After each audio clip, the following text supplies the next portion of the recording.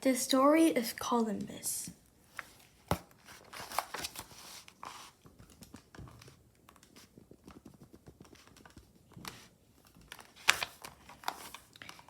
In August 1492, a sailor called Christopher Columbus set out on an amazing voyage. He sailed across the Atlantic Ocean from Spain. He hoped to bring back gold and treasure from the far lands of Asia that were called the Indies. In October, Columbus saw land, but this was not the Indies. Columbus had reached some islands near North and South America. To Columbus and his sailors, the Americas was a whole new world.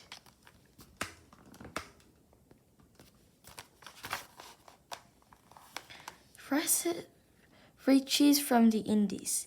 Every day, great sailing ships arrived in Genoa, bringing expensive goods from the Indies, such as gold, silks, and spices.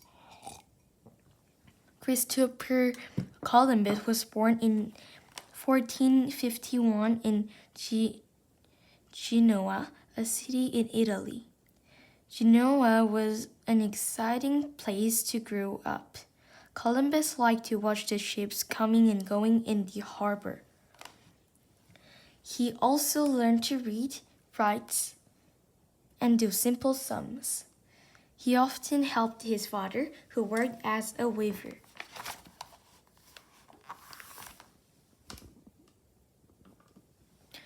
This map of the world was made in 1482. People knew about the continents of Europe, Africa, and Asia, but they did not know their true size and shape. When Columbus was a teenager, he left home to become a sailor. He wanted to explore the world.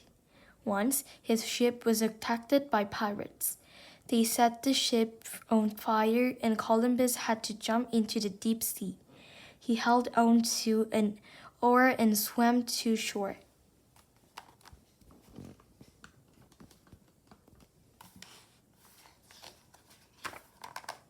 Columbus moved to Portugal. He became a sea captain and sailed to many different places. He and his brother also made maps and charts of the sea. Columbus got married and had a family. He still studied his maps and charts. He gazed out at the Atlantic Ocean and had a wonderful idea. In Columbus's time, merchants and explorers from Europe always traveled eastwards to the Indies to buy gold, silks, and spices. This is a map of the world as we now know it today. It is very different from the old map on page 8.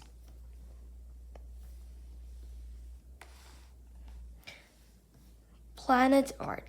By Columbus's time, most people knew that art was round, not flat.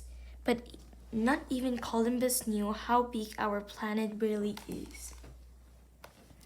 They thought the only way to reach the Indies was to go east. But Columbus believed he could sail west across the Atlantic Ocean to the Indies. He thought his route would be easier, but he did not know that the ocean was so big or that the Americas were in the way. Columbus needed money to pay for the ships and crew and for food and supplies.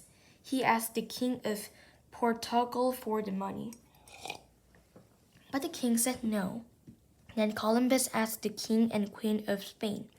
They were interested in his plan, but told him to wait. 6 years later, the king and queen of Spain finally agreed to help him. Columbus promised to bring them riches for his voyage. Ferdinand and Isabella. King Ferdinand and Queen Isabella of Spain were very powerful. Isabella became a strong supporter of Columbus and his dream. A sailor's life. Columbus's crew slept on the ship's floor. They ate dry biscuits called hardtack and salted meat that would not rot during the journey. Columbus bought 3 ships called the Niana, the Pinta, and the Santa Maria. He also brought foods and supplies such as ropes and nails. It was hard to find good sailors for the crew.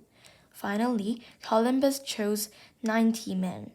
On August 3, 1492, the ships set sail from Spain into the unknown. Finding the way. Columbus used a compass like this to guide the ships southwest across the Atlantic Ocean. At first, the voyage went well. The weather was good and the wind blew the ships along. The sailors saw strange new sights, including a whale. But many weeks passed with no sight of land. The crew grew angry and scared. Perhaps they were lost. Would they ever get home? They began to think that Columbus had made a big mistake, but he would not turn back. At last, on October 12, 1492, the lookout saw a beautiful island. "Land aho!" he shouted. Columbus claimed the land for Spain. Island people. Columbus called the island people Indians because he believed he had arrived in the Indies. He thought they had reached a new part of the Indies, but this was not true. The island was in the Caribbean Sea near America. Columbus never admitted his mistake. He made the crew sign a paper to say they had landed in the Indies. Then they went to look for gold.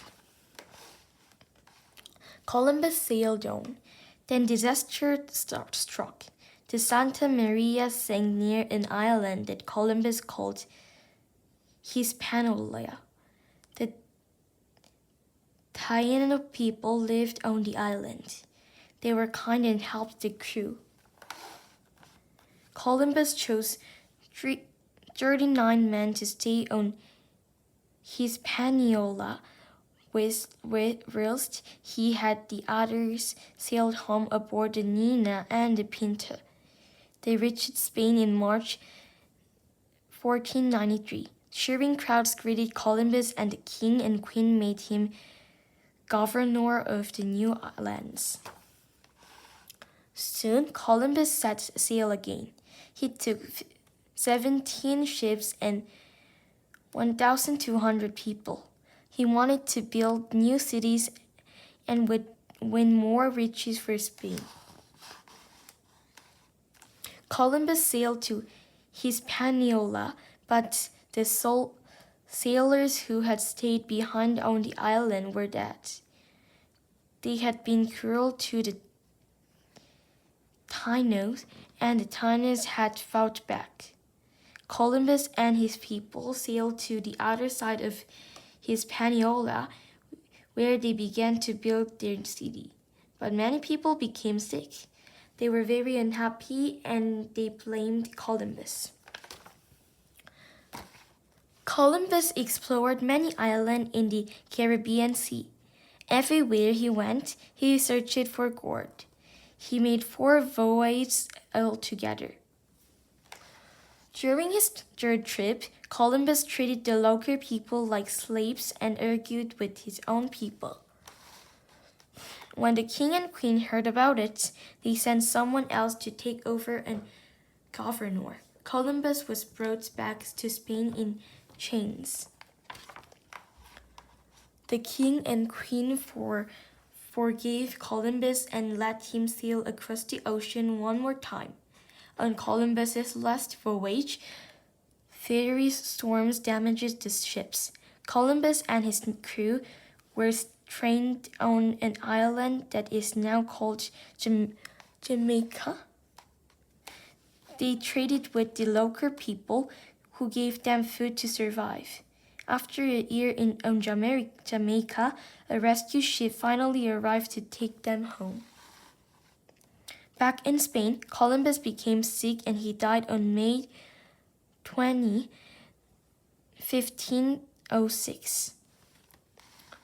He never received the honors that he felt he deserved. Today, Columbus is remembered as a famous explorer. He was daring and brave, but sometimes cruel. He showed that it was possible to sail across the Atlantic Ocean. Columbus did not find a new route to the Indies. Instead, he made contact with a new world. Many explorers followed Columbus to the New World. They found amazing things that people in Europe had never seen, such as the food in the picture. Since Columbus, many people have gone to the Americas to make new homes. His voyages changed the world forever.